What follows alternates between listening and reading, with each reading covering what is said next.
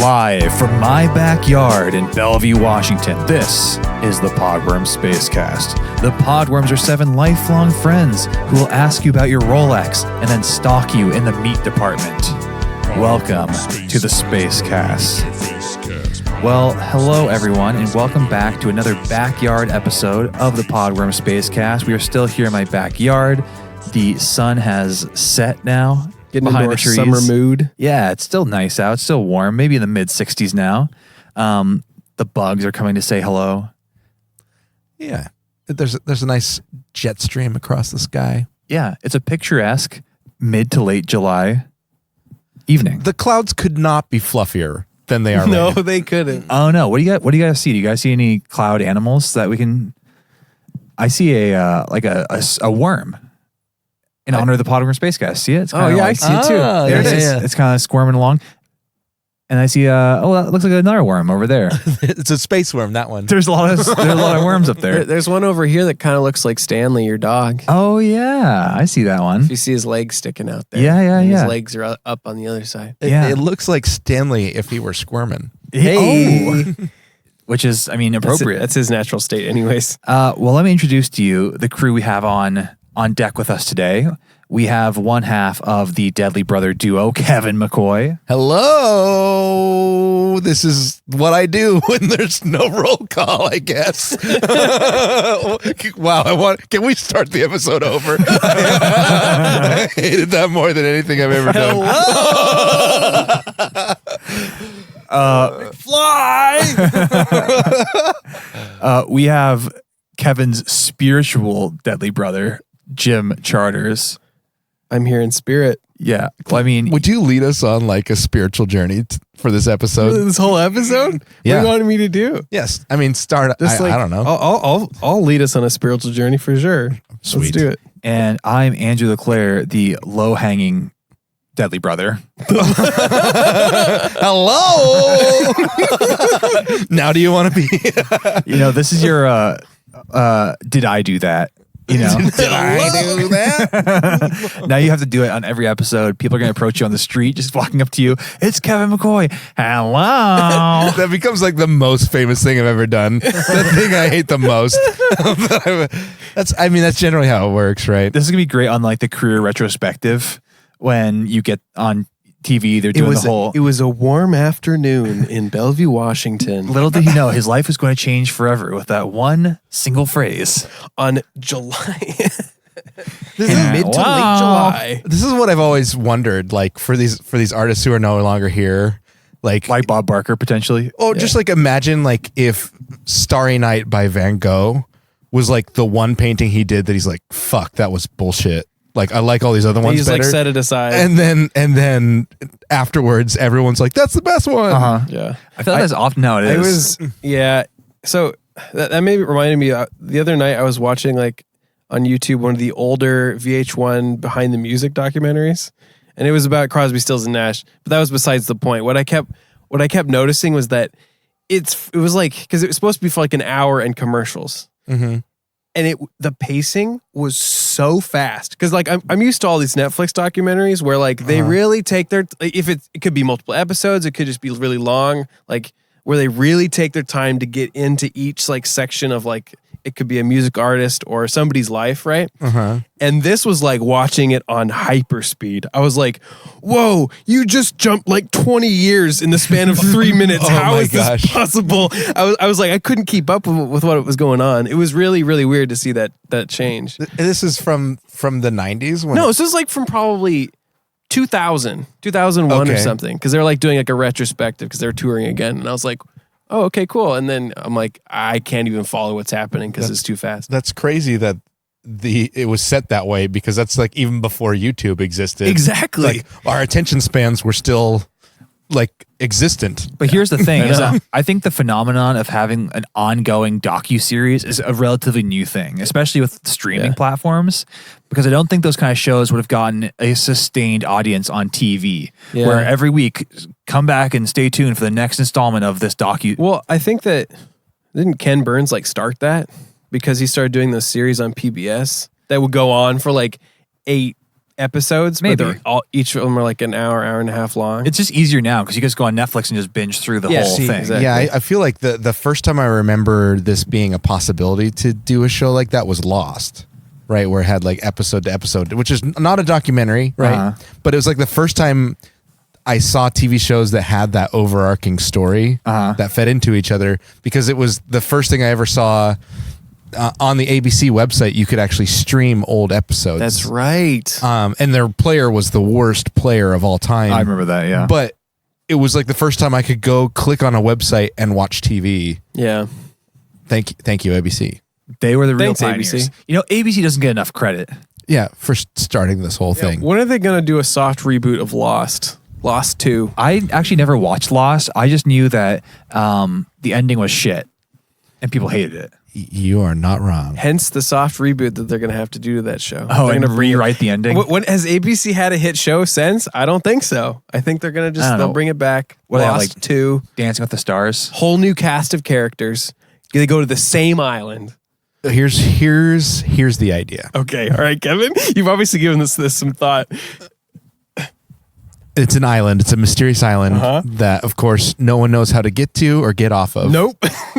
And there's 3 characters: Crosby, Stills, and Nash. Hell yeah! Now I'm into this. And then Neil Young comes along later to rescue them. No, he's hosting. He's hosting. And this way, instead of trying to fit all of it into 1 hour, each one of them gets their own hour episode, Oh, hell and you yeah. just take your time with it. I like that. Yeah. Yeah. Okay. Well, I mean, we need to get ABC on the phone immediately. Immediately, the hit show on our hands. Well, We could call it Nash Landing. I don't know. yeah, we'll workshop that. Okay, we'll think about I was going to try for Crash Landing, but that's Okay. Yeah. I mean, it.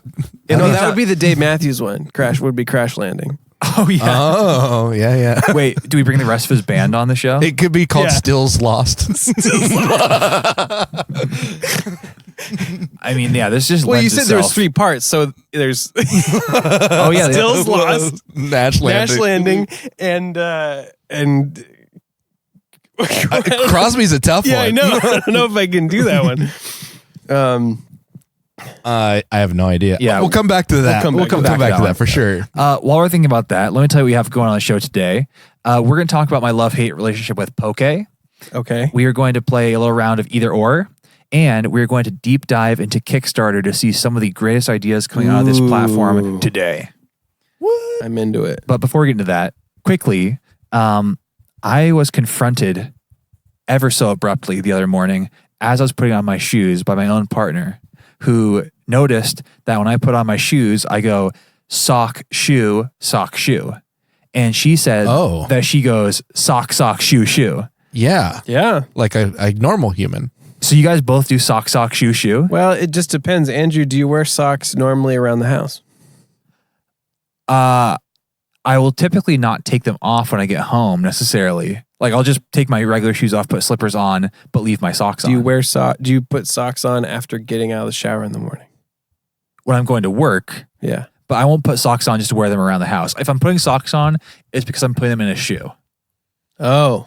I will not just put on socks. Just because. You just put socks on to wear them around the house? Yeah, because my feet get cold. Really? Don't you slip around the house? Do you have hardwood floors? That's exactly why. That's kind of the point. That's exactly why you What? put socks on. So you can slide around the house. Well, one, because you can slide around, because you just can. And also, my feet get cold on the floor. Hardwood floors not warm. Unless you have heated hardwood Also, floors. my house is really old and gets really cold in the wintertime. So Kevin, you're also just a socks for no good reason kind of guy? I don't need to be going outside to put on socks if that's your question. Interesting. Yeah, I expressly put on socks if I'm going outside. That's it. Otherwise, because I'll wear slippers, but I'll do barefoot in a slipper. So what about when you do socks and sandals? Same thing as with socks and any other kind of shoe. Sock, shoe. Okay, so let's get back to that because you put on one sock, then one shoe. Yeah, because I'm already there. And then one sock and one shoe. You don't put on both and then That's both. inefficient. I'm having to visit each foot twice. It's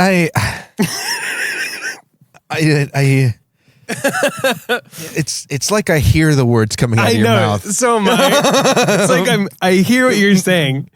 But do you understand? Like, No, not at all. Not at all. But if you but you're okay. You got your socks, right? Uh-huh. Yep. You're gonna put because do you keep your feet on the ground when you put your socks on? Because I put my foot over my leg So do I. and I put my sock on. Yeah. Uh-huh. All right. And then my foot is already over my leg. It's already crossed over my leg. And so for me to have to then put the other sock on, I'd uncross my leg, put my other foot over my leg, and then put a sock on, then a shoe on, then have to put my leg back over my other leg and put my shoe back Well, on. here's That's a waste of here's time. one difference between you and me. My socks are upstairs Yeah. in my bedroom. Yep. Well, not in my bedroom, but in the closet. I pull the socks out. I put them on while sitting on my bed. Same. Then I go downstairs, and that's where the shoes are. So it's not like I bring either socks downstairs or shoes upstairs. They're different places. So that's one reason. But even if I did do that, I would still do the socks and then shoes. But here's the thing is that my socks and shoes are also in two separate locations, but you're being inefficient in a way you don't even notice, which is that you're grabbing your socks, you're sitting on the bed. You have to sit and then stand. Then you're going downstairs, getting your shoes. You're then going to sit again.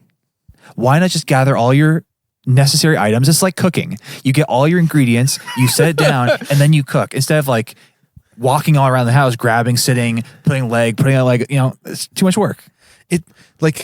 You don't have a lack of logic. No. It's kind of though, like I feel like you're convincing me to like every time you take a shit, also take a shower. And I'm like, I can see there's like something there, right? But I'm not going to do that. I'm just not going to do that. But it's not exact because how often you say that you're following putting a sock on with putting a shoe on? Like what percentage of the time are you putting a sock on because you're going to put a shoe on after it? No. Not very much, honestly. Well, he works from home, so Yeah. Okay, Jim, you're a guy that goes out. I'm like 50-50 because, like I just don't. Okay, but that's fine. Let's take the 50% of the time you're putting the shoe on afterwards. Yeah. Wouldn't it make more sense to grab your shoes, grab your socks, sit down? Okay, let's just walk through it. You sit down on your bed or wherever you're going to sit on a chair. You put your leg up. You put the sock. You put the shoe. You flip your leg over, sock, shoe. You're done.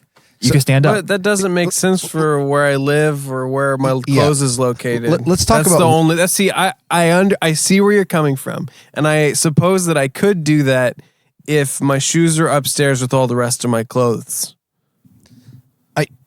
And let me give you one more bullet point because you have when you walk into your house, it's carpet, right? Immediately from I the have door. a rug. Yes. It's rug. Okay.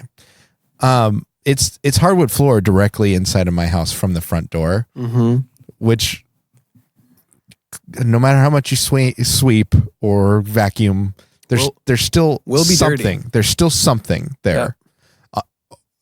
That a carpet would kind of hide it, whereas on a wood floor, it's there and barefoot. You can feel that. You're going to be walking around with dirt on your feet. I see. Which is why socks inside the house is a great thing so that I don't have constantly reminders of all the dirt on the floor that I should be vacuuming and sweeping. Your thought process here is that you want to put the socks on as quickly as possible and then go get your shoes because you're protecting your feet from the dirt between there and your shoe. Upstairs is all carpeted. So if I'm heading downstairs, generally it'll be with socks on because then I don't have to deal with, like I even have like a mud room in the back, which is where my recording equipment is. And that definitely has dirt in it. Sure does. Okay. And so it's not a pleasant sockless environment. Okay. Yeah. Okay. I mean, I see your point. This is a time where I really wish the rest of the space, the podworms were here. We could get a bigger sample size on the sock. Well, because you were convinced that you have this great point that other people would agree with. Well, yeah, I thought that I was the normal one, that Emily was the weird one because she goes sock, shoe, shoe. I just like, if I'm barefoot for most of the day and I'm going to go put on shoes and I have the rest of my clothes on, I will still put both socks on, then both shoes. Okay. I've always done it that way. Well, I'm curious because the rest of the podworms are not here. We need the space fan input. Like I was hoping one of us would just like get real crazy and say something like, they put their sock inside their shoe and then slip their whole foot one single motion. one and the other. I was like, wow. One of us probably does that, right? There's one podworm who does that for sure. It's probably Mike. He's the weirdest. There's one of us for sure. There's one of us. I'm thinking the only time I ever do sock then shoe is if I'm like leaving the beach.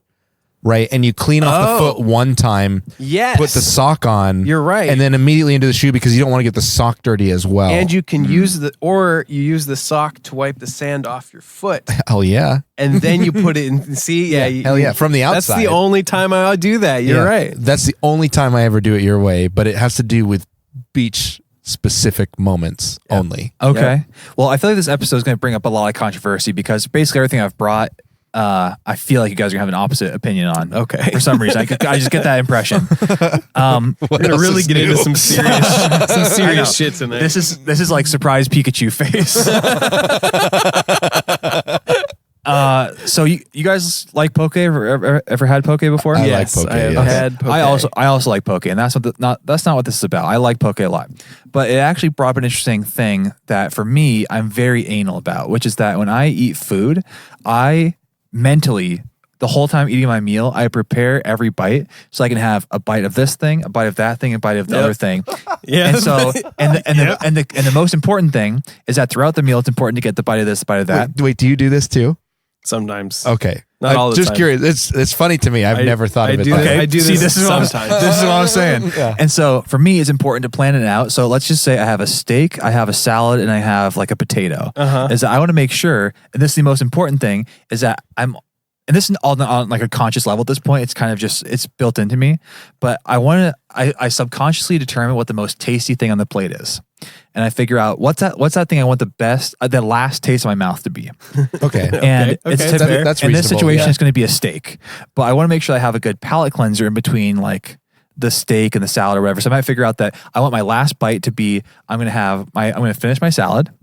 So it's all salad's going to be gone. And you don't spend like a lot of time thinking about this. No, it happens on just a happens. subconscious Okay. level. Okay. Yep. So I have my last bite of my salad, then I have my last bite of potato, and then I have my last bite of steak, and I have some water afterwards. So there's a similar thing that happens to me that most of my family and relatives also do. Like it's a weird like cultural pattern that we've all done where it'll sometimes happen to me, but not as often as like my mom's side of my family, where we'll maintain equal amounts of food around the plate at the same time until the very last bite, where one will disappear and then the others. But there will always be equal piles or equal amounts of food from the same thing around the plate. And I will catch myself doing it and be like, this is completely wrong. Why am I doing this to myself? But so for me, steak, potato, and salad. Yeah. I'm just going to eat the salad. All of it. Get rid of it. Get And off I the usually plate. do that at once as well. So I'll eat all of the salad immediately. And then I can just choose. Like I love the idea of like a couple of like some potato on top of the steak in a single bite.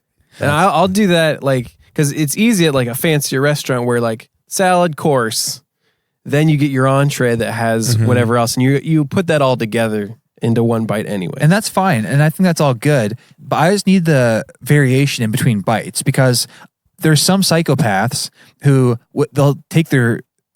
I think eating the salad first is fine because it's kind of like an appetizer type thing where in a restaurant you probably have your salad up front, but then you have your potato and you have your steak, and some people just dig into the steak, eat the whole steak, and then have their potato or something like that. That's kind of weird. That's an insane person. Well, so and here's the problem is that with something like poke. Oh, can I guess? Okay. Yeah, I want to know what the hell you do with poke now. Because the thing about poke is it's nearly impossible not for the last thing to be rice. Pretty much. Yep. Yeah. But even a bigger issue for me than that is that in this situation, I want to have a bite of everything in each bite because I don't want to, again, just, oh, this bite is all avocado or this bite is all tuna. Is that I want the bite to have rice, tuna, avocado, seaweed, like have it all in one bite, but it's all partitioned in its own little separate area of the bowl. And it's impossible because it's all sitting on top of the rice. You can't do it all. And so you have one bite that ends up being too tuna heavy. Yeah. Then you have one bite that's too seaweed heavy. You can't get the perfect balance. Do you mix it up then? No, because I don't like mixing food either. That's the dilemma. Okay. Wait, you don't like mixing food? No. Have you ever had like? Do you mix like a burrito bowl from like Chipotle? No. Oh no. What? No, because I need to make sure in my own measured way that I'm getting the proper amount of everything. That's what mixing does.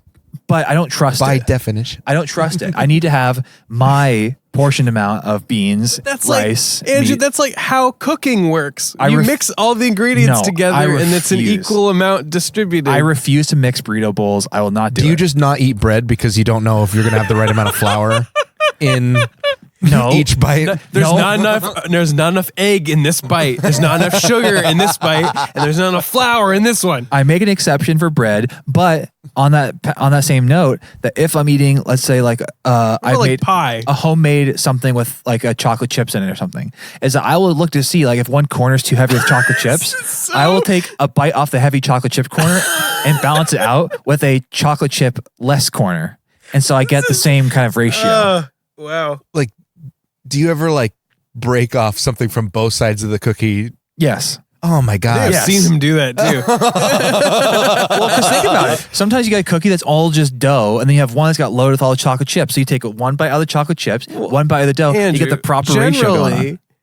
Store-bought cookies are not like that. Oh, no. Cookies you make at home, you mix it to however Right. much you want it to. You know be. what would solve that problem is mixing. Yeah. But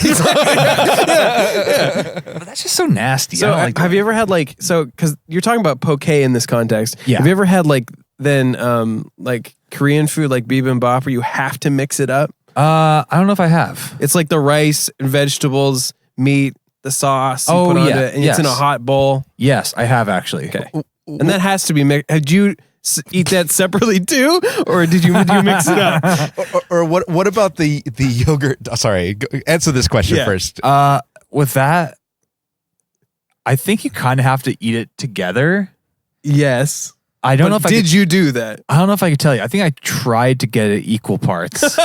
Okay. As much as possible. Yogurt with granola in the top. Yeah. I'll mix it. Okay. Yes. Yogurt with the center has the different flavor than the outside does.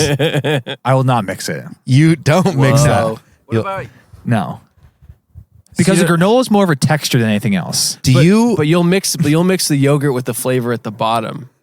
Like the fruit at the bottom? No, not necessarily fruit, but like you'll get Greek yogurt, but the flavor, like the raspberry or blueberry. Or whatever. Oh, you have to mix that. Yes. Okay. Yes. I love the idea of like Andrew with like a cup full of cereal and then another cup full of milk. He's getting equal. He's taking a spoon into one, and then he's holding the cereal in his mouth, or he's holding the milk in his mouth, and he's taking the cereal and putting it in, mixing it into his mouth. This is such a funny thing you brought up because this is actually another thing where I'm very, very specific about. Yes. Because I need to pour the exact right amount of milk, and I'm very conscious about how much milk I have in each spoonful because I cannot have any milk left at the end. You can't. That's the best part. That's why you pour extra milk. That's where you're wrong. Like each bite has the same amount of milk on the spoon. I'm with Andrew on this. You have to have the exact right amount of milk, so you're left with almost none. Yes. What about? Have you ever had Cinnamon Toast Crunch? No. Yes. And you think you don't want? You've never had Cinnamon Toast Crunch? The taste you can see? No. Okay. This is the best part. The best part is after it's cinnamon all gone. milk. Yeah. No, I'm gauging the whole time. Like I'm doing the calculus in my head. Like this scoop is going to leave me with this much milk left. This is going to be okay. That's or it's like crazy. this one. I'm like, and here's the thing too, is that sometimes like I do frosted mini wheats. Yeah. And so sometimes you'll do 2 mini wheats on the spoon with the milk. Yeah. And sometimes you can only do 1 because you're trying to balance Do you ever out do the milk. little bites? Like, explain. The frosted mini wheat little bites? the little tiny ones? The smaller ones? No, they're not tiny. They're just smaller. I don't like the texture. I like the bigger ones. Okay. Yeah. Do you ever with frosted mini wheats try to eat them as fast as possible so the frosting doesn't melt off in the milk? No, but I do let them sit for about 20 seconds and then start eating. Because I need them to get softer, but not. Oh, you like them. See, I like the crispiness. You know, one time my mom, she cheaped out and she got the frosted mini spooners. Yes. Which is the like Kroger value bag. Frosted mini spooners. It's not even in a box. It's in a giant bag. Yeah. And they tasted similar, except they had this weird thing where they would expand so big in the milk. Like they got huge. They don't have the binder that the on-brand I ones don't know. do. Like, because the frosted mini wheats they'll get big, but they'll kind of start shredding and they'll break it apart. Yeah. Where these just literally just ballooned up. That's doing this. If you eat those when they're smaller, they're just doing that in your stomach. Exactly. Later. They're just like getting so full. So there is a off-brand of cereal that came in a bag when we were children that is my white whale, and it is an imitation. I'm serious. It is an imitation. Apple Jacks. No, Frosted Fruit Flakes. Loops. it's the chocolate one. Count Chocula. Oh, chocolate cookie crisp. No, Um, we should probably cut this because this whole thing hinges Cocoa on this. Pebbles. Cocoa Puffs. Cocoa Puffs. It's there is an imitation Cocoa Puffs that came in a bag that they no longer make. That was even better than Cocoa Puffs, and I had it for like a very short time span as a kid, and I've wanted it ever since, but I can never find it. Oh man, there's got to be a warehouse with some left over. Space fans, tell me if you've had a similar experience and whether they're like, tell me if the off-brand one that they make now is any good, because Yeah. I want to see if it's the same, but I can't. I know that they had like a specific animal or something on the bag, and I haven't found it since. I've had off-brand Oreos that are like better than Oreos. Tuxedos. Tuxedos? I don't know. I don't remember what I've had tuxedos are only all right. They're not as good as Oreos. Yeah. Why do I feel like they're like, we're gonna make an off-brand something, but they're like, even though they're gonna put like a lot of money into it, I feel like they only spend 15 minutes on the name. Like what you just said, Yeah. Frosted Spooners. Mini What Spooners. What's Frosted Mini the Spooners. Frosted Mini Spooners? or like those organic cereals, the peanut butter puffins instead of Captain Crunch, or like the what is it, koala clusters or something that are basically honey bunches of oats. It's like I having never known what it's even a ripoff of. Oh, yeah. I still know it's a ripoff just because of how bad the name is. Yep. I think that it's kind of just on brand. You want people to know that it's the shitty grocery store knockoff version where you don't want to sell it as something it's not. You want people to know that it's basically the same thing. It's cheaper. But just slightly cheaper. Oh, the name signifies that it's a good deal. Yes. Wow. I bet that's true. It's like some serious marketing shit right there. That's some subconscious stuff. Because you don't want the cereal to sound like this, like the Rolls Royce of cereal, because people are going to avoid it. But if they think it's like, oh, this is obviously the knockoff shitty version, Rolex choose. I can afford. Rolex shoes. I can afford this. Yeah. Well, I'm curious. Does anyone else do this weird eating thing that I do? Or are you just like a psychopath who eats everything in one go and just moves to the next thing? Do you ever make trail mix? Yes, I mix it. Okay. But when you have trail mix, do you purposely take one at a time? Like I'll have one M&M, then one peanut, then one cashew, then one raisin. Or try to get an equal amount in your hand? I will eat them separately. Yes. Wait. Wow. I'll eat trail mix separately, yes. It goes deeper than we thought. I will not just toss a handful into my mouth. Wow. Yeah, it's pretty fucked up. I know. Wow. All right. I don't know how far this whole goes, and I don't want to follow It's so crazy. Like, it's so crazy because, like, we talk about this stuff regularly. Yeah. And we've been doing it regularly for, like, years now. And I still, like, find, like, so many things about all of us that I don't know. Okay, Andrew. One last one. This one's kind of. You'll probably just say no to this, but you have an ice cream cone. Yeah. Do you eat all the ice cream down to the cone and then start eating the cone and the ice cream, or do you try to get a mix of the two? Oh, I will get down to the part where I cannot get into the ice cream anymore, and I'll eat the cone away to get into the ice cream. But I'm not like taking cone and ice cream. Okay, at the same time. that's normal. Okay, you're good there. All right. Yeah, I'm not like getting both. All right. It's a weird texture. Okay, so here's another. Let's move on to our next little segment here, which I'm again sure is not going to cause any rifts in the group. No, none at all. So this is a game called Either Or, and I'm curious, between these two things, which would you rather do? And this is a fairly broad one, fairly general. I guess I was thinking in the context of a house or a car, but I guess it could apply to multiple things. Either or, buy or rent. Okay. Because I have had people on both sides of this debate in my life. They're very into one or the other. Like, for example, my dad is very much into leasing cars, where he would always rather lease a car because he likes to have different cars and doesn't want to stay with the same one for too long. And he likes not having to worry about the maintenance. And so he'd rather lease them. But I know plenty of people who would rather buy the car because you stop making payments, you own the thing, but then you have to make all the repairs. And kind of same thing with the house, really, is that like we're renting this house right now and we've had multiple things break. We just call the landlord and they come out and fix it versus obviously Jim, you're a homeowner and you can't do that. So where do you stand? Buy or rent? To me, that comes to whether or not it's an investment or just like a cost of living. Because to me, a car is not an investment by any stretch. No. Right. I'm leasing a car right now, so I think that tells where I stand on that. Because I like actually went out and computed how much I was spending on the car that I owned per month, and it happened to be enough to lease a car. Except it wasn't in 1 month or regular. It was like all the time and when I didn't expect it. Whereas like leasing a car, like pretty much guaranteed not to have problems with it because it's new. And then 2, like if anything happens, there's zero stress. I know to the penny how much I'm going to spend on it.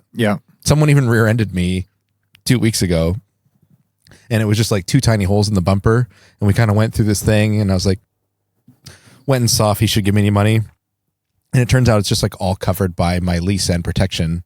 So I was just like, hey, go buy my friend's album. You better fucking done it then. I don't think he did. Oh, bastard. Jim, you might stand on the other side of this thing here because for houses, it's definitely an investment. Anything you do to the house is going to increase the value of the house, unless you light it on fire or something like that. So, yeah, I would be for buying a house or buying property.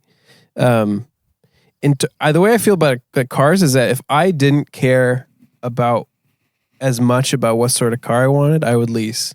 But I'm the kind of person who wants a specific car, one that I like a specific model, and therefore it's easier for me to buy that car used or new and be like, this is what I want. This is exactly what I want. Right. Like I would definitely lease a car if I just used it for commuting every day or whatever. But I don't really commute with the car at all. So I have the luxury, I guess, to like be like, I just want this to do this thing. Yep. So I guess I'm in the buy camp. Yeah, that makes sense. It's easy. Like the cool thing about at least buying a car is you can get a 5-year-old car, which is still great. Yes. For so much less. Or even nowadays, a 10-year-old car is still great. Yeah. Yeah. Whereas leasing it, like if you're into nicer cars, that's going to cost you a chunk of change. Yes. Right. Yeah. I mean, that's what you do. If I was going to buy a really expensive car, though, like for some reason, I would lease it. There's no way I would spend, like, if I somehow came into a lot of money and I was going to buy a Bentley or a Rolls Royce, I would not buy it because it depreciates so quickly. You would just lease it for however long you want it and then get the new model when it came out. Yeah, well, it works both ways though, because you probably if you bought it and then sold it a few years later, you would probably lose less money than leasing it for that same amount of time if nothing happens. Yeah. The difference is you're going to pay more than that depreciation, but just because you're not taking on the risk. Yeah. So you're kind of like betting against yourself versus betting on yourself. and for a car, I'm happy to bet against myself. That's fair. I like the idea of not being an owner because it lets me get away with not knowing how to actually fix things and handle things myself. Oh yeah, not being like a productive member of society. Right. I can just call somebody who is and say, hey, can you take a look at this and fix it for me? Because I have no goddamn idea what to do. Actually, my dishwasher stopped working a few weeks ago and I went on YouTube. There's actually a ton of videos. It really made me think that you can do anything yourself now, you really DIY, because you want to knock down a wall, you want to literally every fix for my car that I've done myself, I've looked on YouTube and followed exactly what they did and it worked great. Yeah. The Y in DIY stands for YouTube. Yeah, people didn't know that back in the day. Really? Yeah. Yeah, okay, cool. Do it YouTube. Yeah. They changed it. Yeah. They changed it. It was a rebranding of DIY. Yeah. They changed it in 2006. It was a whole thing. Let's close out the episode here with an episode of Simpsons. Yeah, this is our sister show. we haven't looked into Kickstarter in a good long time, and there's been a few new things. Let's just call them investments, because that's what these really are. Yeah. Is that you're going to get in on the ground floor of some really great products here. And I want to just talk about a few of them. A food mixer. I will not be investing. Could you imagine? Like Andrew goes so far the other direction that he gets like a food processor and he's putting whole meals in there for him to consume together. So it's all equal. Okay, well, let me ask you this. Sidetrack, but you guys ever have like chicken tikka masala? Yeah. Yeah. So you get the rice served up to you in a different dish than the actual chicken with the sauce. Yeah. When you guys serve it up for yourself, do you put the rice on the plate, take the chicken, put it on top, and mix it up? Yeah. Yeah. Oh, okay. We are on very different sides of this That's whole what thing. you're supposed to. What do you do? I place the chicken on top with the sauce, and then I leave it. I don't mix it. I just kind of take my fork and I partition the different bites out, and I go in my mouth. You partition Don't mix it. the bites out? Well, yeah, because like I want this much chicken. So you make a little. You take your fork, you drag it. You get this. You know, No so mixing. for example, like, okay, Because I'll tell you what. if you get like a Trader Joe's like instant Indian like meal, do you keep them separately in each? Well, you really each can't, because thing? it's designed to be. Well, that one, I don't know. I have to have the specific product in front of me. But here's the thing: is that rice? I want to experience both of their individual textures and flavors. I want the rice to be kind of starchy and plain. I want the other flavor to be there, so you kind of get like the mix in your mouth. If they're already mixed, it's all just like one homogeneous thing. But like Which is why it would taste so good. So too. all the disagree. okay, but like the rice is just the vehicle for the sauce, anyways, Right. I don't know. because I it don't know what to doesn't tell you. taste like much. I don't know what to tell you. All right. I can't imagine ordering a burrito bowl from Chipotle and not mixing it. Do you even eat? Let's- Do you even eat burritos? Because that's all mixed up in there. Yeah, I do. Okay. But I don't have a lot of choice over that. You could tell them to not mix it as much. I mean, they don't really mix it. It just happens to be mixed by virtue of taking a bite out of the whole thing. But that's okay. Please don't mix it up. But here's the thing. That's okay as long as they've properly spread the ingredients so that you get even bites. If they like put I think all that's totally dependent upon the Chipotle and the time of day. it is, but that's why it sucks if you get the one who like your very last bite is all of the guacamole. You know, like if they just did a shitty job, they did the scoop in the back of the That's a real burrito. lunch rush move there. Yeah, if it's all evenly distributed, I got no problem with that. Wow. Anyway, I mean that's not surprising because I don't really think about it, but I still am just dumbfounded by the burrito bowl. Yep. Like I'm gonna try it. I'm gonna try living your way. here's what we're gonna do. Next time we record, Do you like pick out each kernel of corn that's sitting on top of the? somewhat, yes. Oh my god. But, so Oh my god. there is a Chipotle right next to where we record at Chase's place. Let's get a burrito bowl. and Okay. There's a Chipotle over there? Yeah. Okay. let's All do right, it. Let's do it. I will do it. I want to pull the rest of the cast, because I guess I'm betting I'm not alone in this. I'm betting you are. Yeah. You know, the sock thing? Yeah. Pretty varied. This, I'm not so sure. I feel stronger about the sock thing than this, actually. Yeah, exactly. Well, so here I got a Kickstarter idea here for you, and unfortunately, this one already ended. You can't back this one. It ended in April, but this is for a hands-free flying drone with mind and gesture controls. Wait, Mind controls? Yes. So it says, fly a drone with the power of your mind, capture photos by blinking your eyes. It has gesture recognition. It has an HD camera and real-time transmission. Did it get fully funded?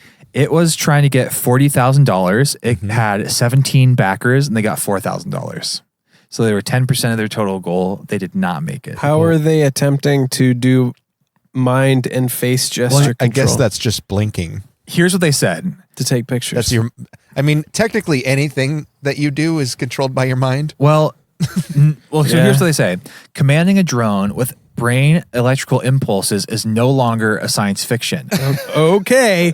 Now, with U-Drone, all you need to do is imagine the drone lifting off the ground, and voila, it does. Well, Can I tell you why this product failed? No, but where's the connection? I want to know how they're... How does it know you want it to lift off? So here's what we got. How does it know? Forget about voice controls or touchscreen gestures. Controlling a drone with your thoughts is the ultimate way to interface. Spark your aerial creativity anywhere and seize all your magical moments with U-Drone. This is just ad copy. Well, here we go. Let's get into the real science stuff here. Here's the science, you naysayer, Jim. U-Drone is I'm not a naysayer. I just want to know how they do it. U-Drone is easy to launch. Concentrate and imagine the drone taking off. Once your concentration level is up to 150, the drone will whir, rise, and buzz through the air with zero delay. You can adjust the altitude by imagining. Adjust the flying direction by tilting your head left and right, and land the drone by biting your teeth. This seems harder than controlling it with anything else. So this, it's getting worse with every sentence. Yes. One, it's just like face recognition software. But what's concentration level 150? What's power level 9,000? Yeah, I know. I want to say that already, before you told me anything other than just the name, I knew that this was the cheap cereal version of a drone because they called it U-Drone. Yeah. Oh, yeah. They didn't call it the Phantom. Power Phantom. Yeah. It's U-Drone, which is a failed business already.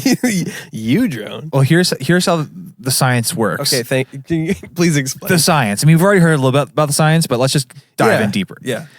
The headset has a number of sensors built in. There's an EEG, which measures a number of sensors. They didn't even say how many.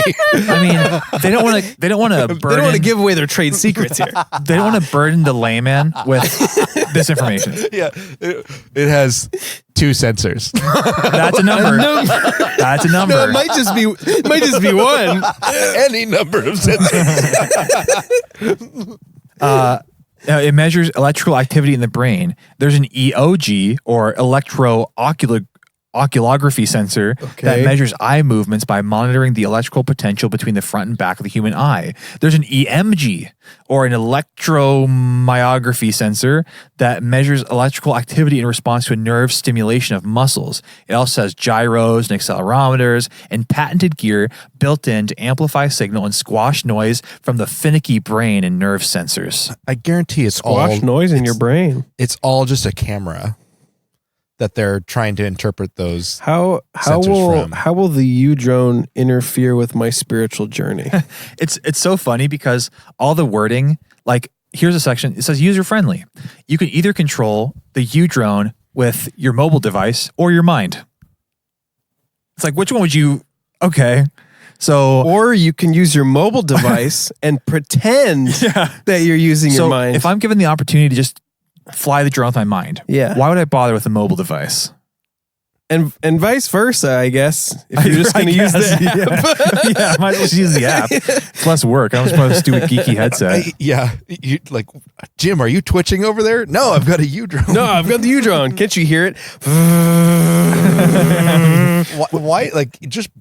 I still can't get over how the name just sounds like an insult in itself. What if you're flying, you're doing your thing, doing your meditation in the backyard, someone comes up to you and interrupts you, you're like, oh, God damn it, now my concentration level's at 120, it's starting to crash. I gotta focus. You can see it just start to descend in the back. Come on, 150, come on, focus. So where do you see is there a readout that shows your concentration level on the app or something? Based on what I'm seeing about the actual headset, it looks like, you guys remember Google Glass? Yes. Mm-hmm. It looks like an even more minimal version of that. There's nothing. Wait, but they has all the sensors, but they're not all over your head. Think about it as it's like a thin headband you wear around your head. That's it. No readout, no monitor, no nothing. Oh my God. Oh my God. It's just a headband. It's just a headband. But it does the job. With an app. It reads your mind. That's all it needs to do. Let's take a look at another one here. I want to call that one the U Crosby. And it'll be a part of our TV show. Oh boy. So here's one where you actually still have some time to back this up. You still got a month. And this is called the Fit 2, the world's first smartest weight loss product. Okay. And it has a goal of $62,000. Okay. They're at $860 right now. And here's what it says. Did you say first smartest weight loss product? The world's first smartest weight loss product. Their words, not mine. Yes. I don't. First I have smartest. questions already. Yeah. They could have said the world's smartest. So here's the That would've the been world's fine. first. here's the overview. It's not the world's first. But they could. Well, It's the first smartest. first smartest. It. So Fit2 is a discrete neck-worn device and app designed to make weight loss easier. Okay. The device vibrates whenever you stray off track, giving you the strength to stick to your diet plan. Use the app to set your eating times, choose a diet plan that suits you, and track your progress. Lock the device to maintain your discipline and escape temptations. It aids weight loss, it boosts willpower, it's supported by science, it's comfortable, adjustable, waterproof, and it's iOS and Android compatible. Is this just a dog shock collar that they put on somebody? Yeah, so basically, just to give you an idea of what this looks like, it is discreet in the sense that if you wore a turtleneck, it would be discreet. But it is literally, it looks like the bulkiest Bluetooth headphone you've ever seen. Oh, no. That has like the big strap that goes around Yeah. it. And it's worn around the neck. And so Ooh. there's an image of it on their site, and there's a woman wearing a crew neck t-shirt, Yep. and it sticks a good 4 inches Yeah. above the crew neck, and it sticks off the chest as well. Yeah, it looks like a big... The photography isn't bad. Now Oh, they no, paid some money for that photography. The photography looks nice, but Kevin, I know you had questions about it. And fortunately, they have a frequently asked questions section. Good. So here's a question. How does Fit2 stop you from eating? Fit2 knows when you are eating. If you try to eat outside of the time period that you set yourself, Fit2 will begin to vibrate around your neck for 30 seconds. This will distract you a from long eating time. while the app notifies you of your slip up and motivates you to stay on track. Can you imagine being in the office and like you're eating a potato chip and someone hears like essentially a vibrator going off on your neck?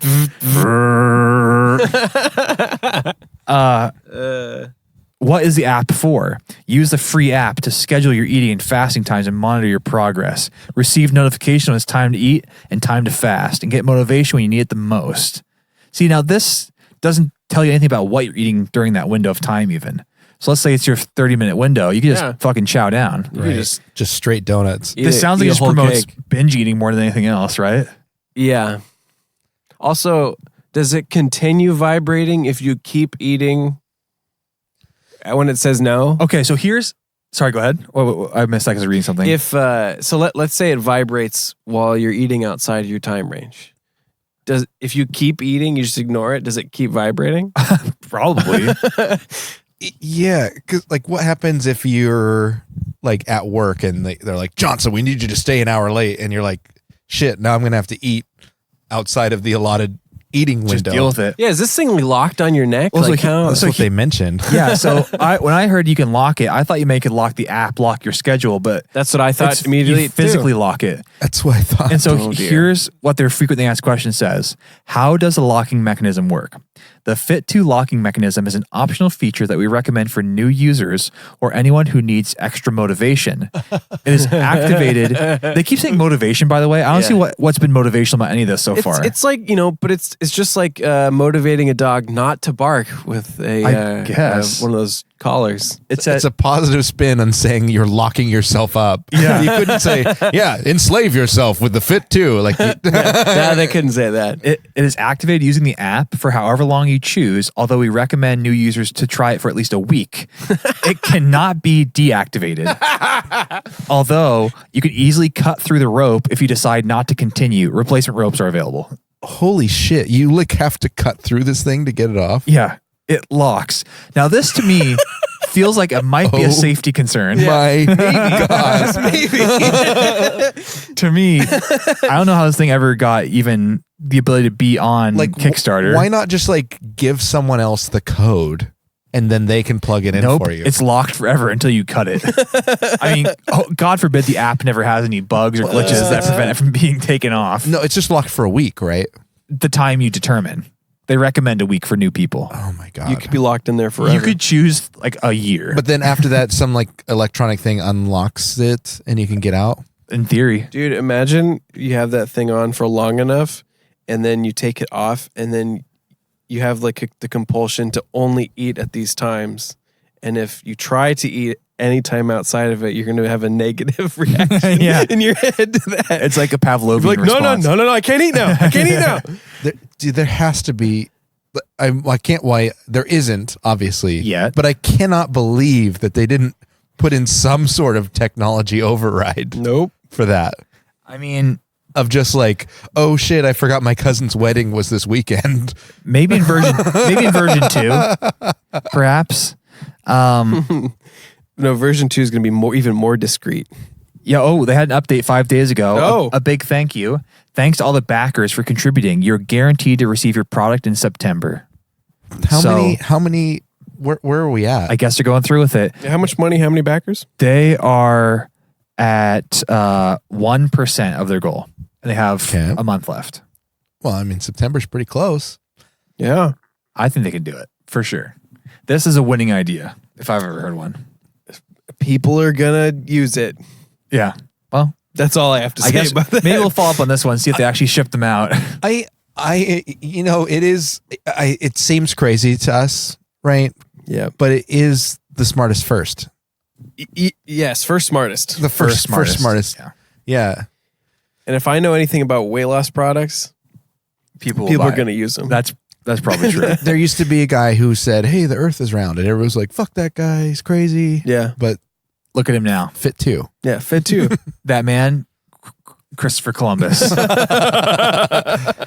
Well, next episode, I'm going to be asking the rest of the crew about their socks, about their eating habits. Yeah. We're going to get to the bottom of this. Absolutely. And I hope to hear from the space fans too. And if you want to weigh in, if you were angered because you wish someone would just have taken my side because Jim and Kevin are so wrong about putting their shoes on, send us a pod mail, pwspacecast@gmail.com. We'd love to get you in on this conversation.